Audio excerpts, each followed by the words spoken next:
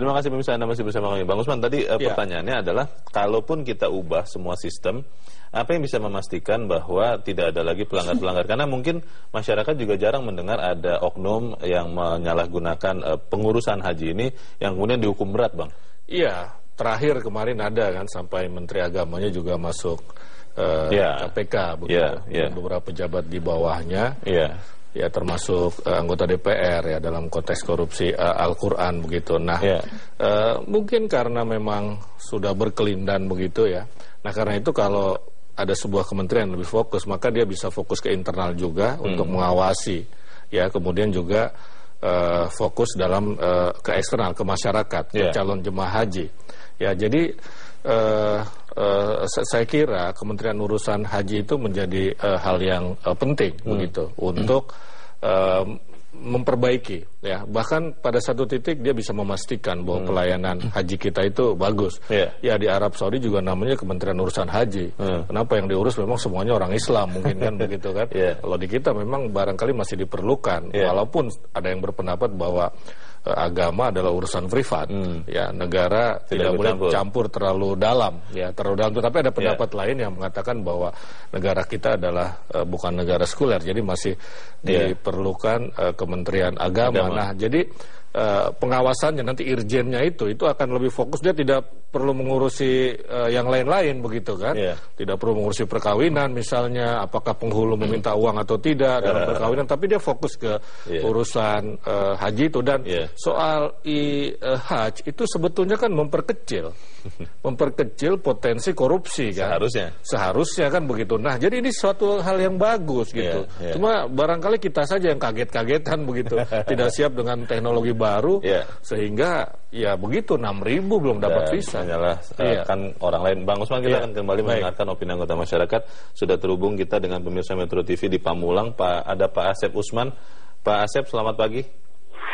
Selamat pagi, Assalamualaikum warahmatullahi wabarakatuh. Waalaikumsalam. Pak Asep, bagaimana Pak? Apa sih kira-kira yang bisa membuat kita itu akhirnya bisa betul-betul menyelenggarakan ibadah haji yang relatif minim kesalahan, Pak? Oh, baik. Saya memandang ada persoalan dasar yang harus segera diselesaikan bersama. Persoalan yang pertama, saya akan melihat pada pada manusianya. Pada manusia. Hemat saya, ini persoalan penyelenggaraan haji itu persoalan yang rutin. Tahun berulang-ulang, dan kita sudah 70 tahun merdeka. Tapi persoalan pokoknya adalah, pertama, pola pikirnya, saya setuju tadi, tidak melayani, tapi lebih banyak adalah dilayani. Itu mental itu yang harus, revolusi mental itu nomor satu, perubahan pergeseran dari mental dilayani kepada pelayan. Yang kedua, ini tidak ada kecerdasan dalam mengelola haji, jadi lamban dalam merespon persoalan. Setahun yang lalu kan sudah diberitahukan ada perubahan, mestinya segera direspon dengan kerja keras. Ini hasilnya ternyata seperti sekarang kita saksikan. Mungkin yang ditelantarkan adalah jamaah. Mungkin menunggu anggarannya cair dulu, Pak. Hemat saya itulah tergantung kepada anggaran. Mengapa? Itu kan yang dibulkan tentang visa itu mungkin data-data. Data-data itu seharusnya sejak dari awal sudah sediakan formnya, lalu kemudian kalau jemaah haji diminta untuk mengisi, dan kemudian soal mana yang paling berat, apa soal hotel, soal catering, sebetulnya soal transportasi. Sebetulnya tidak ada alasan begitu ya Pak Asep ya. Ada polanya, dan kemudian data itu sudah dibuat dalam sebuah form, dan pada saat diminta untuk pengisian visa sudah tersedia. Pak Asep, jalan keluarnya bagaimana Pak kira-kira Pak, supaya tahun depan kita tidak lagi mendengar ada kejadian jemaah haji, calon jemaah haji tidak mendapat visa atau kesalahan-kesalahan lain Pak? Hemat saya, yang pertama mungkin secara garis besar harus belajar dari kegagalan ini. Yang kedua, ini para pejabat seharusnya bertanggung jawab dengan cara memperbaiki diri, kalau tidak sanggup mengundurkan diri. Nah, ini tradisi mengundurkan diri karena tidak bisa melayani masyarakat, kalau tidak ditumbuhkan, saya kira tidak akan pernah ada tradisi. Tapi jarang Pak, kita tahu Pak ada pejabat mengundurkan diri Pak di Indonesia. Nah, ini didorong. Didorong ya? Bisa memberikan dorong, termasuk media memberikan dorongan fundamental supaya sikap itu muncul. Iya. Gitu. Ini kan tanggung jawab bukan hanya kepada negara loh, orang beragama itu tanggung jawab kepada Allah. Harusnya. Iya, seharusnya. Tapi ini justru tidak terlihat tanggung jawab ini. Bahkan nyaman-nyaman saja dengan melempar tanggung jawab masalah kepada pihak lain. Iya. Baik. Dirinya tidak merasa bersalah, tapi ini karena pemerintah Saudi lambat memberitahukan, gitu. Sikap-sikap seperti itu bukan sikap yang gentle dalam mengatasi masalah. Baik, Pak Asep, kita dorong sama-sama Pak agar para pejabat mau mengambil alih tanggung jawab. Pak Asep, terima kasih sudah bergabung dari Pamulang, Tangerang Selatan. Selamat pagi Pak. Di belakang Pak Asep ada penelepon dari Batam, Pak Iqbal. Pak Iqbal, selamat pagi. Selamat pagi, Assalamualaikum warahmatullahi wabarakatuh. Waalaikumsalam, Pak Iqbal. Silakan Pak, pendapat Anda Pak. Ya, saya melihat bahwasanya nih kejadian ini hampir setiap tahun gitu ya. Jadi ada yang dulu 2000 berapa itu 2006 2007 kelaparan, terus yang juga sekarang masalah visa. Nah, ini saya juga apa nggak belajar dari kesalahan, terutama dari menteri urusan agama ini, urusan haji ini. Kenapa nggak belajar dari kesalahan-kesalahan yang lalu gitu ya? Nah, ya mungkin yang saya usulkan bagaimana contoh misalkan ini sekarang kan sudah antri ribuan orang yang mau naik haji, katakanlah untuk tahun depan. Ini seharusnya masalah visa kan masalah yang sepele gitu ya. Kita mau pergi ke luar negeri hanya beberapa bulan aja bisa selesai visa itu. Tapi bagaimana ini sudah antrian sekian ribu, ngurus visa itu sebenarnya bukan hal sesuatu yang sulit. Nah, kenapa ini sulit? Ada kendala karena mungkin dari dalam sendiri. Karena apa? Mungkin di dalam saya dengar bahwasanya orang yang seharusnya tidak berangkat bisa berangkat. Itu kesalahan-kesalahan. Orang yang dapat surat dari raja, dari ratu, misalkan dari Arab Saudi, dibikinin surat untuk dibikinin visa, misalkan seperti itu. Ada juga seperti itu. Travel dari Singapura, saya juga aneh, menawarkan haji naik dari Indonesia. Ini kan sesuatu yang bagi saya ini kayak ketawa. Travel Singapura nawarin naik haji di Indonesia. Ini ada apa dengan negara kita ini gitu ya? Jadi nah, ini yang seharusnya dari Kementerian Agama. Saya setuju bahwasanya itu ada irjen yang khusus menangani haji, tapi direkrut tenaga-tenaga profesional. Nah, profesional maksudnya bukan ahli di bidang agama, dia juga tahu karena konsekuensinya kan berat. Jadi juga bagaimana melayani. Ini konsep melayani ini yang belum terjadi gitu ya. Jadi saya kemarin ngantar juga mendaftar saudara, jadi melayani ini masih kurang gitu loh. Jadi ini yang seharusnya ya saya usulkan bagaimana untuk tidak terjadi. Seharusnya masalah visa bisa di awal diurusnya. Ya mungkin itu. Jadi bukan sesuatu yang sulit. Jadi pembenahan di dalam mungkin itu satu lagi dari Departemen Agama. Pembenahan di dalam itu kata kuncinya. Pak Iqbal, terima kasih Pak sudah bergabung dari Batam, Kepulauan Riau pagi ini. Selamat pagi Pak Iqbal. Kita bahas pendapat dua penelpon selepas jeda. Bang Usman, pemirsa tetap bersama kami. Beda Editora kami lanjutkan sesaat lagi.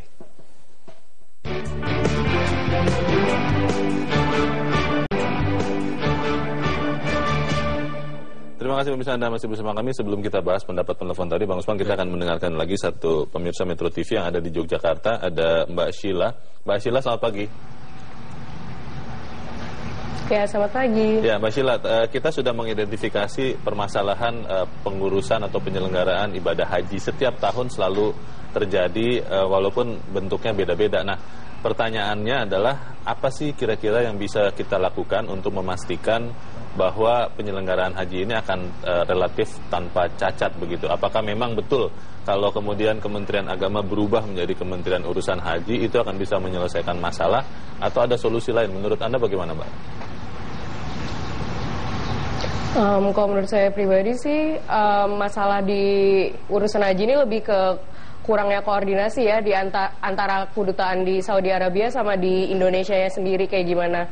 Dan kalau soal apakah Kementerian Agama itu harus diubah ke Kementerian Urusan Haji, saya pribadi kurang setuju, soalnya kan tujuan dibentuknya Kementerian Agama itu dari awal untuk mengurusi semua agama kan. Kalau misalnya dibentuk Kementerian Urusan Haji lagi, berarti nanti kita bakal terlalu menspesialkan umat agama tertentu kan.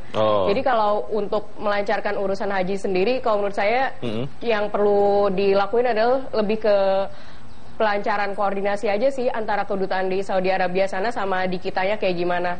Soalnya biasanya satu masalah kenapa birokrasi di Indonesia itu lelet atau lemot itu biasanya gara-gara kurangnya koordinasi kan. Jadi lebih difokusin di situnya aja.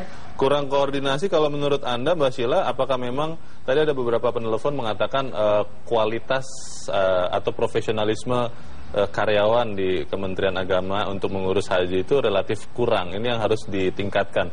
Itu masalah juga atau bagaimana menurut Anda? Kalau menurut saya sih itu juga masalah ya. Soalnya kan koordinasi juga dimulai dari etos kerja juga kan. Orang ini mau mengurus lebih keras atau gimana? Orang ini mau berkomunikasi lebih lancar atau gimana? Soalnya kan kadang kalau orang yang mungkin agak males-malesan, mereka mungkin males menghubungi pihak sana kayak gimana. Jadi kayak itu tergantung dari orang kitanya juga ya, mau berusaha berkomunikasi dengan pihak sana atau gimana. Soalnya saya juga dengar dari salah satu teman saya yang kebetulan tahu informasi langsungnya, kalau emang ada perubahan peraturan langsung kan di Saudi Arabianya. Nah, jadi emang itu secara nggak langsung juga salah kita, kenapa kita kurang koordinasi sama pemerintah Saudi Arabia sananya.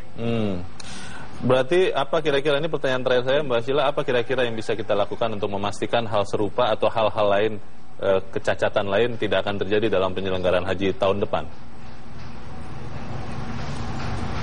Kalau menurut saya sih, kalau solusi sederhananya ya berarti buat pegawai pemerintah Kementerian Agama harus lebih profesional lagi aja dan harus lebih sering berkoordinasi dengan pihak Saudi Arabia kan, baik di kedutaan maupun pihak pemerintahnya Saudi Arabia sendiri. Jadi kayak dilancarin aja komunikasi antara pihak Saudi Arabia, kedutaan sama pemerintah Kementerian Agama kitanya. Baik, Mbak Sheila Alivia, terima kasih Mbak sudah menyatakan pendapat Anda pagi ini dari Yogyakarta. Selamat pagi Mbak Sheila. Bang Usman, Mbak Sheila, Pak Iqbal, Pak Asep tadi menyoroti masalah manusianya. Mbak Sheila tadi mengatakan ada masalah koordinasi, komunikasi di situ. Nah, pertanyaannya, saya juga pernah dengar ini dari seorang mantan pejabat di Kementerian Agama bahwa katanya di dalam Kementerian Agama itu menurut orang ini ada dalam tanda petik raja-raja kecil begitu. Itu bagaimana Bang? Jadi begini, soal etos kerja tadi pelayan itu kan sebetulnya sebuah kultur, termasuk mundur tadi itu kultur. Kultur itu tidak bisa beroperasi bekerja dengan baik tanpa struktur. Nah, karena itu kita mengusulkan ada perubahan struktural dalam konteks perubahan nomenklatur dari Kementerian Agama menjadi Kementerian Urusan Haji begitu loh. Dengan begitu maka etos kerja tadi, koordinasi, kemudian pelayanan akan bisa ditingkatkan. Kenapa? Karena ada perubahan struktural. Perubahan kultural tidak mungkin terjadi tanpa perubahan struktural. Kira-kira seperti itu, termasuk revolusi mental itu tidak akan berjalan kalau tidak ada perubahan struktural. Nah, perubahan struktural itu apalagi misalnya sebetulnya kita sudah menyediakan, tapi kultur kita belum berjalan soal masyarakat yang dirugikan. Mestinya lapor, berani, bukan cuma menggugat dia. Ya menggugat dong, gitu kan. Menggugat, tapi persoalannya dalam urusan haji ini karena menganggap ibadah, maka ini adalah ujian begitu. Ujian kesabaran. Ujian kesabaran. Coba dengar cerita-cerita orang yang sudah melaksanakan ibadah haji. Kadang-kadang ada yang mengatakan bahwa wah di sana kita itu ngomel terus, mengumpat terus, marah-marah terus. Kenapa? Karena pelayanannya buruk. Dari urusan misalnya toilet yang harus antri panjang sekali misalnya. Tetapi ketika kita protes dengan Kementerian Agama, maka orang-orang di sana akan bilang, oh sabar Pak, ini ibadah, ini adalah ujian. Itu bagian dari ujian padahal urusan haji sebagai ibadah ya ibadah begitu. Tapi ini urusan pelayanan adalah urusan dunia gitu. Jadi orang-orang ini mengambil alih peran Tuhan untuk memberikan ujian. Kira-kira begitu. Padahal ini urusan pelayanan, urusan yang profan, duniawi. Nah mungkin salah satu upaya juga untuk mengubah agar tidak terjadi lagi persoalan-persoalan dalam pelaksanaan ibadah haji adalah rakyat berani menggugat juga. Ya jemaah haji ini berani menggugat ketika ada persoalan perdata. Berapa dia dirugikan ketika dia misalnya 1 hari tertunda, 2 hari tertunda, 3 hari tertunda, minta ganti rugi gitu.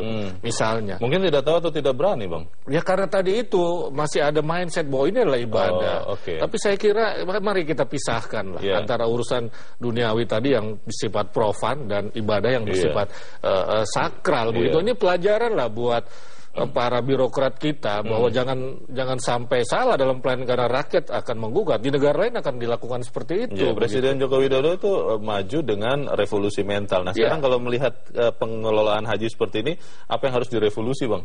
Ya, memang revolusi mental itu kan belum jalan, begitu kan. Masih belum ada rumusan-rumusan yang relatif operasional, begitu. Nah, sekali lagi revolusi mental tidak akan terjadi tanpa ada revolusi struktural. Oke. Ya, jadi karena itu kenapa kita mengusulkan itu gitu. Kementerian Urusan Haji, sudah urusan wakaf bisa diurus oleh misalnya Kementerian Agraria nanti, kan urusan tanah itu kalau wakaf begitu kan. Urusan zakat mungkin ya rakyat udah bisa mengelola kok, sosial, ada lembaga-lembaga sosial sebetulnya. Sudahlah urusan haji karena menyangkut negara lain, tidak bisa kita urus sendiri begitu kan. Artinya rakyat mengurus sendiri, maka lewat pemerintah. Itulah usulan kita lah. Ada revolusi struktural dulu, mungkin tidak tahun ini, 5 tahun ke depan. Di mana peran media massa untuk memastikan bahwa kalau misalnya itu berubah, itu bisa membuat penyelenggaraan haji lebih baik, Bang Usman? Ya, saya kira kan tugas media adalah kontrol sosial. Ya, kita misalnya mengangkat ini adalah tugas kita. Ya, kemudian kita mendorong masyarakat untuk berani menggugat, itu juga tugas kita. Bahkan kita mendorong bila perlu, tadi beberapa penelpon juga mengatakan ya mundur lah begitu kan, kalau tidak ahli, tidak bisa begitu kan, sebagai sebuah pertanggungjawaban. Yang ketiga itu tadi kita coba yang keempat mewacanakan perubahan struktural, nomenklatur itu tadi. Saya kira komprehensif jadinya begitu loh, tidak tambal sulam. Kalau tambal sulam di sini beres, di sana tidak beres begitu. Semoga memang para pejabat yang berwenang, apalagi nih Kementerian Agama, mengurus urusan bagaimana manusia menemui Tuhan, kemudian juga bertanggung jawab kepada Tuhan, begitu kan harapannya, Bang? Iya, itu kan Kementerian Agama memang tadi Mbak Sheila mengatakan memang mengurus semua agama. Bagus, Menteri Agama Lukman Hakim sudah menyatakan bahwa saya adalah Menteri semua agama. Itu pun di banyak yang protes dia begitu. Karena memang kecenderungannya Menteri Agama atau Kementerian Agama kan mengurus satu agama saja kan begitu. Agama-agama lain tidak begitu diurus lah kan. Nah, karena itu ya sudahlah. Ini urusan haji ini bukan urusan dalam konteks bukan urusan agamanya, tapi melayaninya, melayani orang untuk beribadah, kira-kira begitu. Ya, jadi saya kira urusannya memang ya duniawi begitu. Kita tunggu sama-sama perubahan yang dilakukan Kementerian Agama untuk menyelenggarakan haji ini. Bang Usman Kansong, terima kasih sudah di sini. Selamat pagi, Bang. Selamat pagi. Dan pemirsa, itulah akhir dari Bedah Editorial Indonesia. Selepas jeda berikut saya akan kembali bergabung dengan Sylvia Iskandar untuk melanjutkan bincang pagi. Tetaplah bersama kami.